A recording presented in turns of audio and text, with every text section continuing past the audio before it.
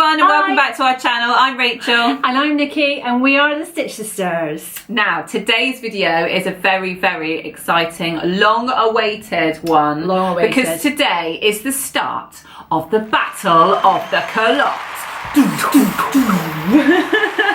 We're really excited about this one, and we know you are too. We've had months of people saying, when are the culottes coming? When are the culottes coming? Every time you mention it, people go, oh, I can't wait for that, I can't wait for that. So today's the day. It all starts here. It does. So, hashtag a lot of culottes, hashtag culottes-off, hashtag battle of the culottes. Let's do it. So, what we did is we chose our 8 favourite culotte patterns. Which is harder than you might think, because there are so many out there. It is crazy. There are so many. We had no idea how many. No. But we do now. Yes. So we've picked our 8 favourites, and then what we've done is we've tried to match them up to a similar style, so that you'll have 4 different battles starting today, and then for the next 3 weeks you'll get another video every week with them all battling against each other. Exactly. We wanted to have a level playing field, keep it clean, keep it fair. No gouging, no eye So we've matched up similar ones so we can see how they pit against each other. So before we get into the actual battle, the first battle, if you haven't already, if you could just subscribe, just click on the little subscribe button below. We're really trying to get our subscribers up, and we would love it if you could help us out. So thank you. The other thing is that you will find lots more information on all of the culottes and the culottes-offs on our brand new blog. Brand new this week! Woo-hoo! So you can go to www.thestitchsisters.co.uk. Don't forget Lots of people have been putting in stitchsisters.co.uk and they're messaging us and going, I can't find you. Yeah, there's a the. We're not just Stitch Sisters, we are the Stitch Sisters. That sounds really arrogant. But it was mainly because that was what the URL that was available. Yes, this is gone. So, without further ado, let's get into it. Let's get into round 1. Introducing the contenders of the first battle of the culottes. In the red corner, weighing in at... Don't you say on camera. That's between me and me. Less than me. Is Nikki wearing the Joanne culottes from Ready to Sew? Yes. And in the blue corner, primed and ready for action, is Rachel. She has made the Winslows culottes by Helen's Closet. Oh yeah. So let's get into it. Round 1. Ding ding. Ding ding. So Nikki, give me the vital statistics for the Joanne. Well, the Joanne is by Ready to Sew. It comes in sizes 32 to 46. I made a size 40. It needs 2 meters of fabric. I think I had a bit left, so I used 2 meters of a wide fabric, but I've got a little chunk left. And it took about 2 hours to make. Lovely. And what about you for the Winslows? I made the Winslows, the elasticated waist hack of the Winslows by Helen's Closet. It comes in sizes 0 to 20. I made a size 14. It used 2 meters of fabric, and I think it probably took about an hour and a half. So a nice quick one. Nice. What do you think? Tell me about the Joannes. Well, I love the Joannes. I fell in love with the paper bag waist, and I'm obsessed with paper bag waist. I'm obsessed. And I fell in love with the massive pocket detail, the double. I'll show you my double pockets. Look. So you have this big pocket that comes around like that, and then round like this, and you get these massive pockets, and that's what I fell in love with, and they don't disappoint. No. I have made them in a heavier fabric than they recommend. They recommend using a viscose or something drapey, but I wanted a pair of denim ones. I wanted something that was looser than my jeans that I could put on that was really comfortable, and these don't disappoint. So I'm really pleased with them. The fabric I use is it's a lightweight denim. It's not got any stretch in it. It's a lovely colour. It's like a lovely cornflower blue. It's a proper cornflower blue, which is why I fell in love with it. And it's really soft to the touch. I would I described it earlier as being brushed. I think it has been lightly brushed. It's not like flannel or anything, but it's almost like they've just taken the roughness out of the top of it. And yeah, so I loved it. They were a really nice make. Yes. A quick make. Is this your first ready to sew pattern? Because I've never made one. No, it was my first ready to sew pattern. It comes with 2 print at home versions. One of them is borderless, and you don't do any cutting off. You literally just stick the edges of the A4 sheets together next to each other. One of them has a border which you can trim if that's the way you prefer to do it, if you like to have an overlap. So you've got both options. Just make sure that you print the right one. Yes, and follow the instructions. But the actual sewing, how did you find the instructions? The instructions were lovely. I don't remember any issues with it. Are there pictures on the instructions? I think there might be line drawings. There's not any sort of colour pictures, but there's some images that you can refer to. But they're a fairly easy sew. Yes. The only tricky bit was, and that was because of my choice of fabric, was putting the elastic in the waistband channels, because denim and elastic and seams, it was just quite tricky. It was quite hard on the hands. Yes. So the one that was closest, trying to feed it through was just really hard. It took me forever, and I had achy fingers by the end. Yes.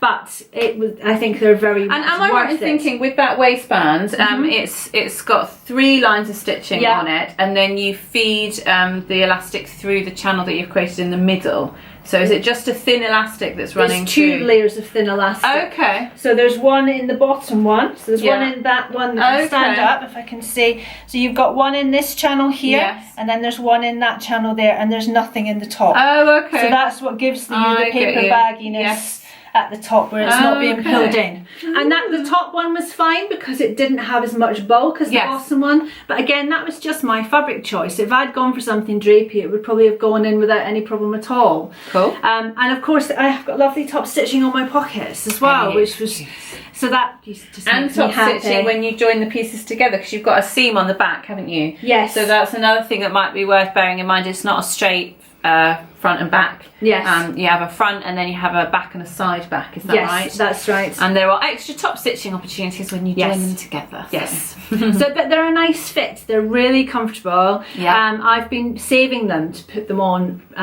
so I didn't wear them until the actual day of filming the Culottes-off, and I'm so glad that I'm wearing them today, because that means I can wear them more now. Yeah. But they're really lovely. I love an elasticated waist, and I love the paper bag waist, and I just love the pink pockets. They're really casual, but I still feel smart in them. Excellent. So I would definitely make another pair. That's fantastic. And what about you? Yes, so I made the Winslows Culottes. I've been eyeing these up for years, well, however long they've been around. And I've always loved them and meant to get round to making them. When we decided that this first round would be the comfy round, then I decided that I would do the elasticated waist hack. So first of all, you see a big thank you to Helen's Closet, because she gifted us the pattern to make this video. So Thanks, Helen. You for that. And the elasticated waist hack is so simple, because instead of doing the pleats, you're just putting an elastic channel on the top and then feeding elastic into it. So it could not be more simple. It has inseam pockets, so there's literally so few steps. You know, you join each front to each back with a pocket on, on the outside edge, and then you join them together, and then you sew the crotch seam, and then you put an elastic channel on, and then you feed the elastic in, and then you hem them. So they couldn't be more simple, which is fantastic. Now Helen does recommend, just in case, so I'll post a picture to show you how wide they are, because they are huge. Yes. And the reason that they're so big is because Helen tells you in her, there are several hacks for these, so you should definitely go and check out on her website, because she's got loads of different ones, and there's some really, really great ones. There's even a hack for having elastic at the back but a flat front, if you prefer that look. But I really like that sort of wide waistband, casual, comfy, elasticated waist. Are back in at the moment, so might as well take advantage of it, because it's comfortable too. And so she does recommend with the hack that you actually take 3 inches or more out of the fullness of the leg. Okay. But because the fabric that I chose to use is actually a bit sheer, it's a Georgette, and it is a little bit sheer, not hugely, but you can see through the white stripes. So I decided that I needed to keep as much fullness in there as possible, because the more gathers that it has, the less you're going to be able to see through it. Okay. And I didn't want to line them, because I wanted them to be really light and breezy, perfect for this hot weather that we're having, and they definitely are. So I left all that fullness in there. So what that means is when you put the elastic in, because obviously the elastic is to fit your waist, you've got more gathers on the actual elastic. Oh, I see. And that does mean that you have to try and get those even rather than clumped all in one place. Oh, yeah. But I don't mind that at all. One thing I did find, because I couldn't wait for the video, so I have worn them already a couple of times, and what I found is in the Georgette, the elastic was twisting and it was driving me mental, because every time I needed to go to the loo, I'd pull them back up and I'd be like, that's twisted, and then I'd sit there for 5 minutes trying to get it back, and then realising that I was twisting it worse and trying to twist it back. So I have now sewn several lines of stitching through the elastic, and if you ever want to do that, just make sure you're stretching it as you sew it so that your stitches can move. And just with a zigzag stitch? No, just use a straight stitch. I put it on the longest stitch length and just put a straight stitch, did 3 or 4 lines of stitching through the elastic, and that just means that now it can't twist, and those gathers can stay where they are meant to be.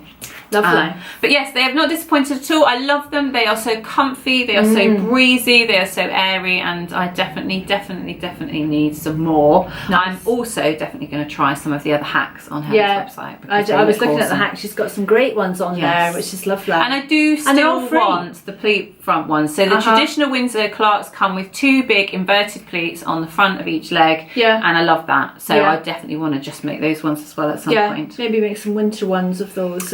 To wear with boots and things like that. I've got some mustard drill that I haven't decided what to do with. Ooh, maybe they need to be Winslow colours. Excellent. So, how do they fare against each other? I think I would make yours actually, because I like the drapiness of them. I like the gatheredness at the waist, and it is kind of semi paper bag. You could quite easily, actually there's a paper bag hack on Helen's closet as well, so you could make the Winslows into paper bag waist as well. So I think I would make a pair of Winslows.